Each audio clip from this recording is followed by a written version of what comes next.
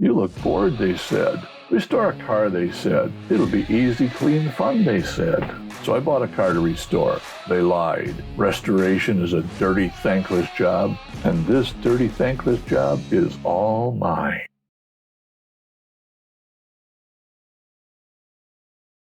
Okay, you might be wondering, what's he doing cutting a piece of paper with this combination shear, press brake, and slip roll? Well, first off, what I ordered was a sheet metal brake.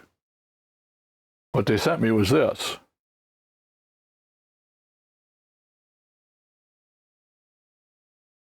I'm not going to complain a whole lot because, quite frankly, this will hopefully do what I want it to do. But what I'm doing is I am making pieces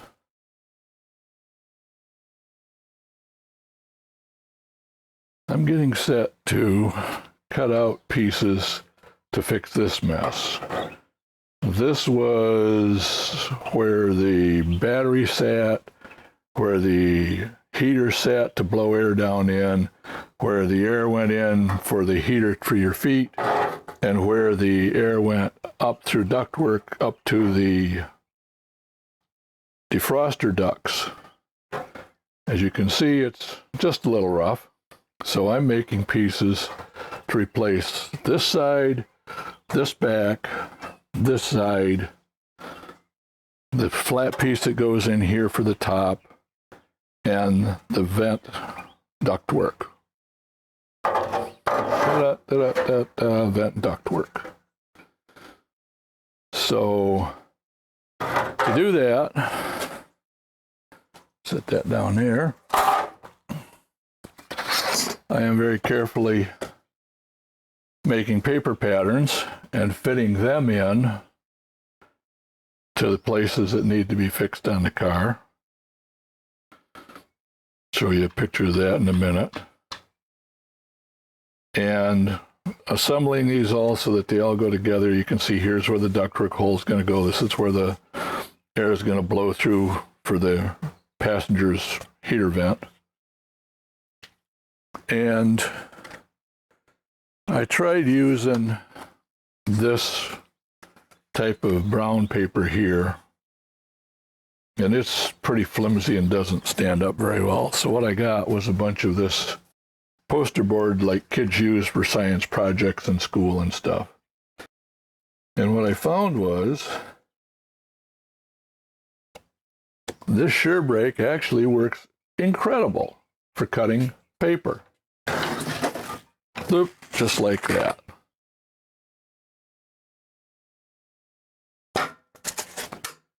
See? Works great. Come down here, get lined up along this line, get my glasses so I can see.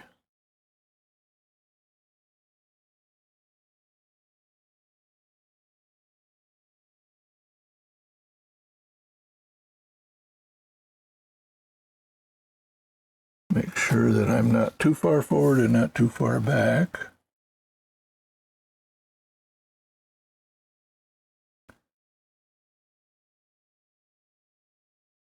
That seems good.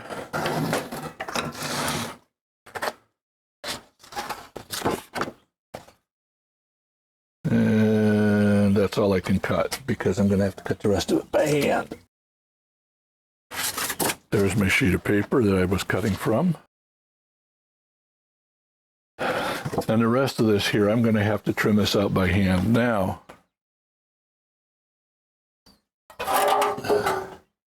one of the things you'll notice right here is this flange that comes down around. Well, there's two ways I could do that. One is I could spend a lot of time beating the hell out of it, trying to form that flange around and really fight like hell. Or I can just cut a piece of 5/8 inch wide sheet metal and weld it on around that after forming it. I'm going to take that tactic because, quite frankly, if I start trying to bend this over like that, it's going to distort all this metal. This was originally bent in a big sheet metal brake, probably a 50-ton press. Who knows? Something big, which I haven't got. And I don't have the right die set for anyway. So that's what I'm doing, folks. So what I'm doing now is cutting out this odd shape. When I cut that rusted piece out, because of trying to get it cut out right and having to cut some extra rust out on one side more than the other, I ended up with kind of an odd shape to it, but that's okay, because we're going to come around through here.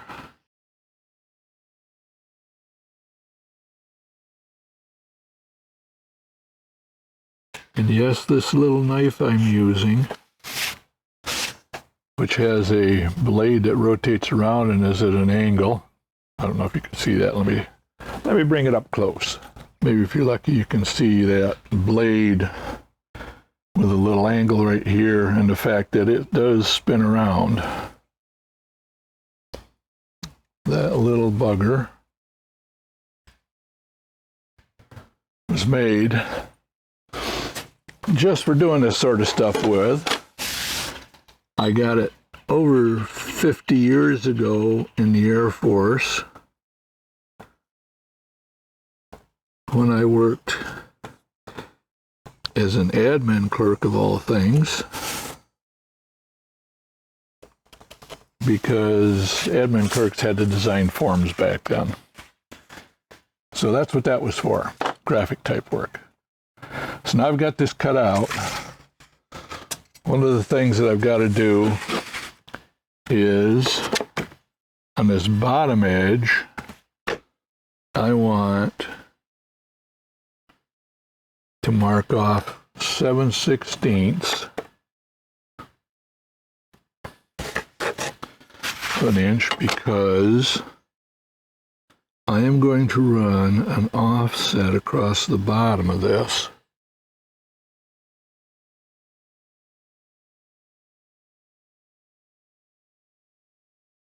Let's do this one now. Using an offset tool. And that offset tool makes an offset that is 7/16 of an inch. Now, why an offset? Well, let me grab a piece of paper here.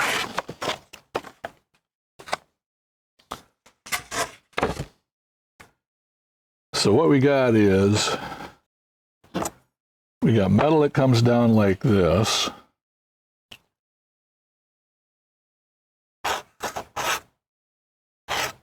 Oops. Ah, you damn thing. Try this again.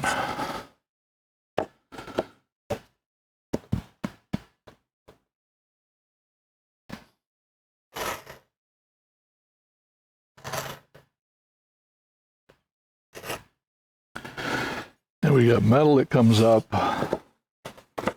like this.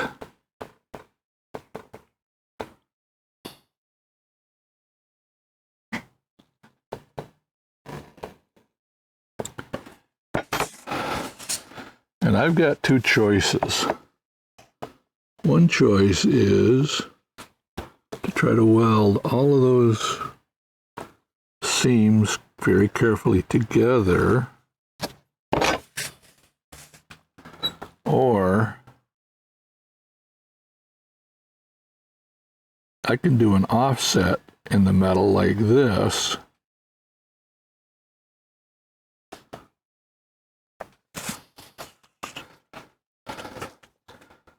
So that the metal I'm putting in comes down and offsets out and over the metal that still exists.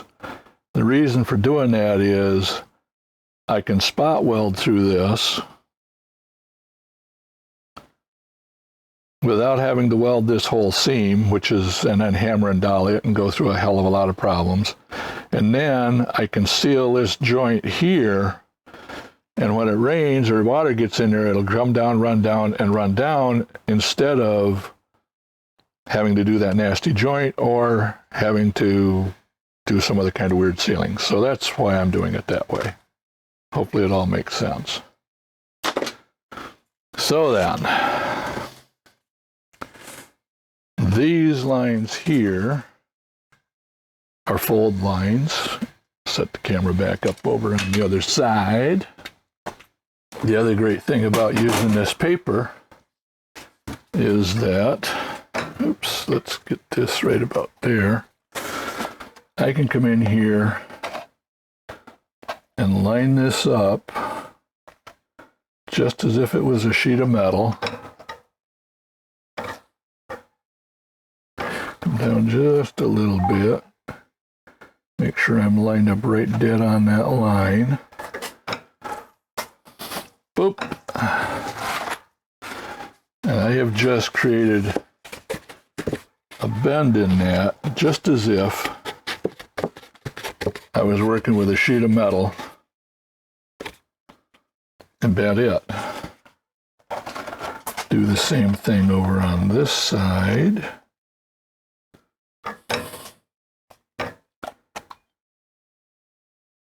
Let's get that right about here, where those line up pretty good.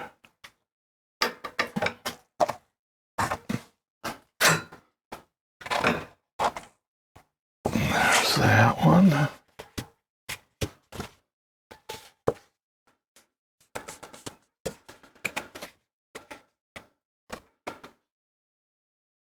This has to go the other way. This one has to bend backwards, but that's okay, because having already put the crease in it, it's easy to bend backwards.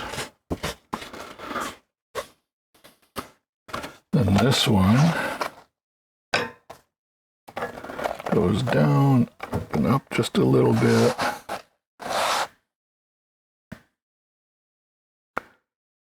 And that up right there.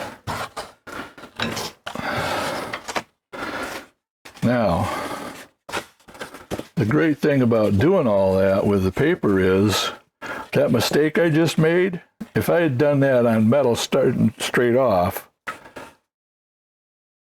I probably would have ended up having to cut out a whole new piece of metal. So you can test, fit all this stuff in there, and okay, so this tool does two things. One, it punches holes in sheet metal for spot welds plugging, like so. Doo-doop, doo-doop, doop-doo. Punches holes like so. The other thing is, it also creates offsets.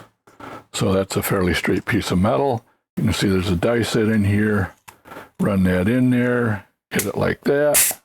Boom. How slick is that? You got a nice little offset, which just happens to be the same thickness as your piece of metal is. Fascinating the way that works. So anyways, this edge here, I want to slide down over the existing metal. So I am going to run along it like this.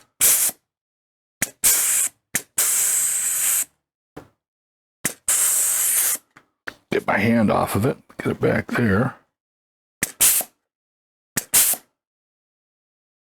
Let's see, let's do that one more time.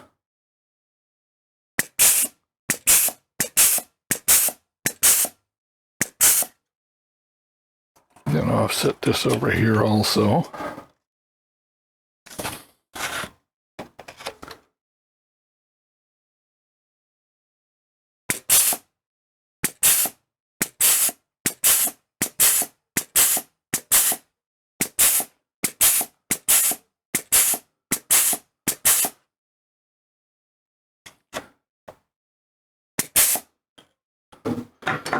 By doing that, I've created a shape that will fit in there and match up with all the other pieces that I've made. I know where my bends have to be. I know which directions the bends have to go, and I know where my offset has to be. And when I go to make my 5/8 inch tab, because it seems like all of the tabs on this thing that stick out like this are 5/8 of an inch on this car, so that's what I'm going with. I can run it around there like that, and I know how long that piece has to be. Then I can take and form it, weld it on, and have the piece ready to go to put into the car. So the next thing that I've got to work on is I've got to work on making the paper patterns for, let's run this all the way out, make the paper patterns to fit this piece here, and it comes up and goes back like this and has arms that go out this way, and then I've got to make the piece that goes in here then goes back to here that encloses that all off. And I also have to make the pattern for this piece on the very top, which sets in here, holds the battery, has the air hole in it for that, so on and so forth. So I'm just going to do that off camera because that's kind of long, tedious, boring work.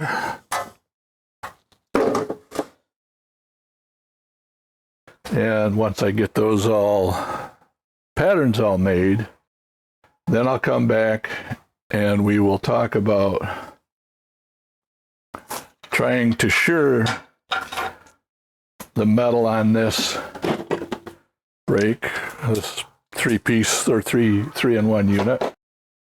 This is supposed to be able to shear 20 gauge mild steel, 30 inches wide, or bend roll it, or bend it, press break it. That's what it's supposed to be able to do. I can tell you cutting 18 gauge on it can be done, but you got to do things a little bit different than what you might expect. Because they got this, pardon my view, they got this handle right here that you're supposed to use for that. My experience is I weigh 270 pounds, and I got some, I weigh 270 pounds, and I got some pretty sore stomach muscles trying to pull down on this thing.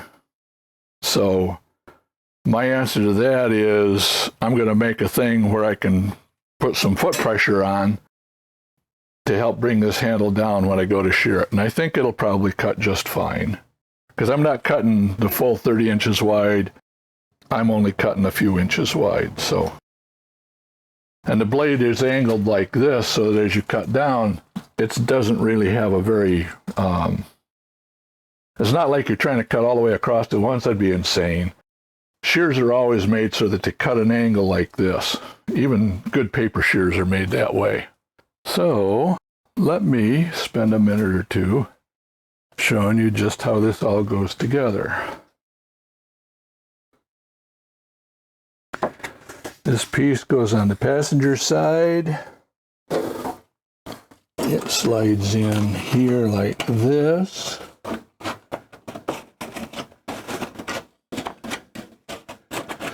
Slides behind this tab there, which you probably can't see.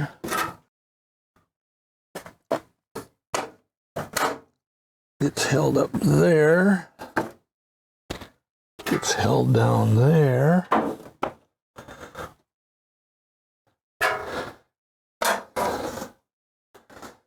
Push this out back here and up.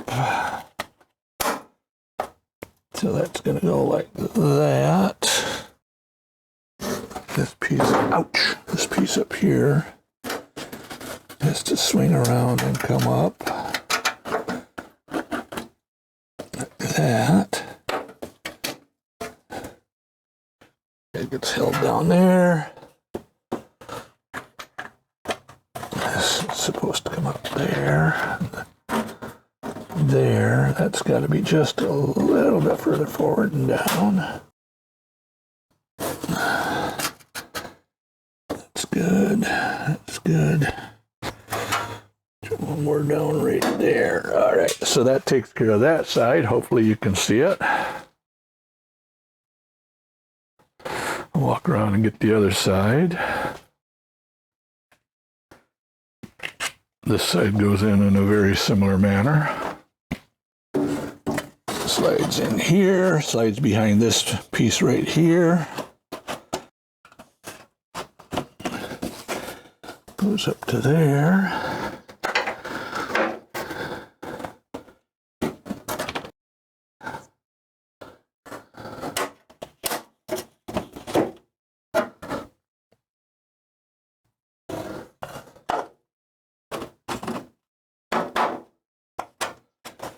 There. There. There.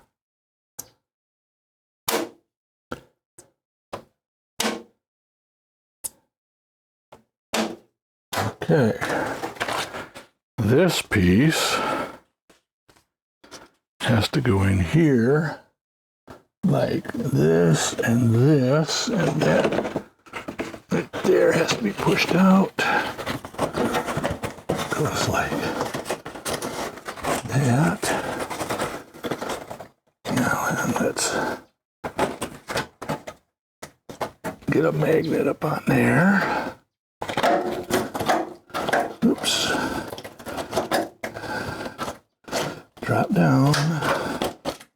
There we go. So that goes there like, what the hell? The lip on this I'm going to have to grind off on the back here. This piece here has got to go like this. Now then, this piece goes down there like that. That's got to be trimmed out. This piece is good. Oops. Like that.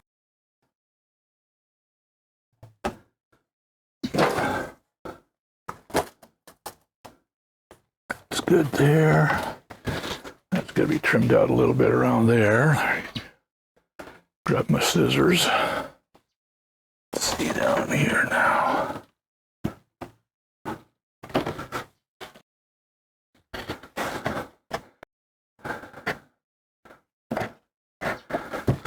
Shit. Bring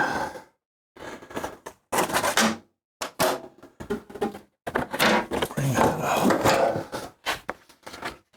Turn that around a little bit more.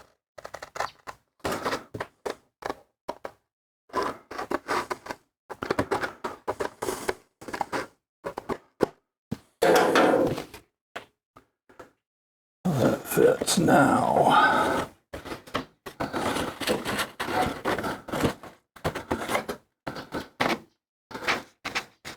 It's better, but not perfect. Let's take just a touch more off of that.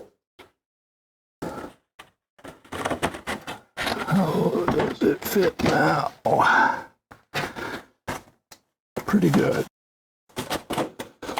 Not perfect, but pretty good.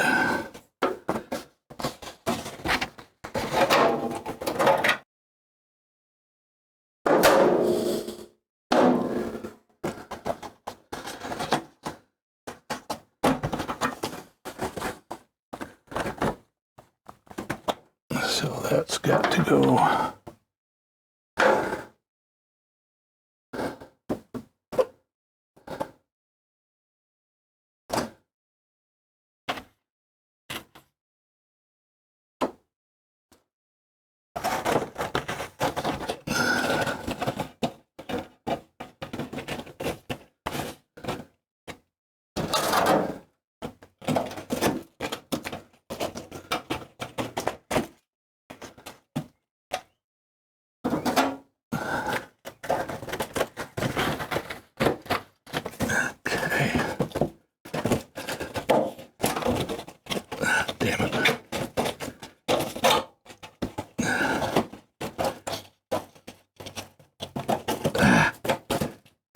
there, damn it. There we go.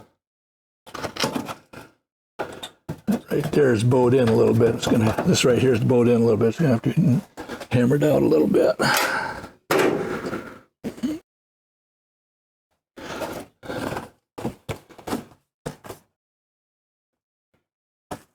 There's one piece there.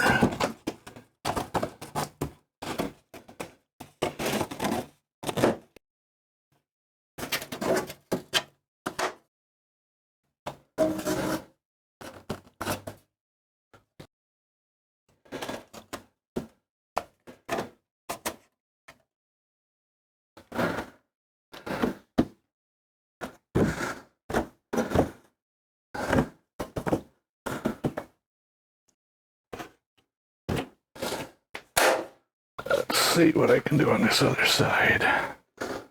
All right, push that out.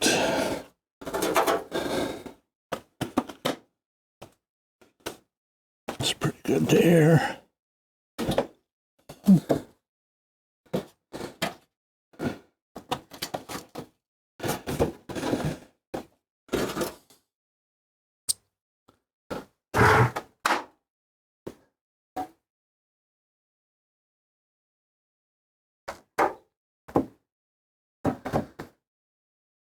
Okay, so looks to me like we're a little tight right there. That's tight right there by about that much metal. That's tight right there. And then this right here needs to be plus about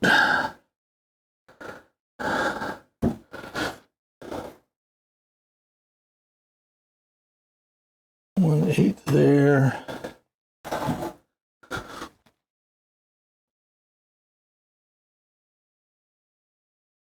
A 1/4 inch there.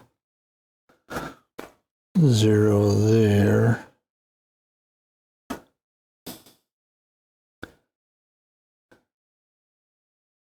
And this is a little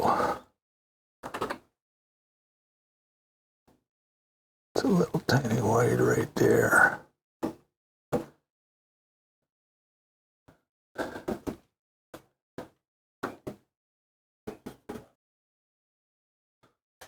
So anyways, if you have a really good imagination, that's what all that should look like. Again, this right here has got to be added in. This right here has got to come out.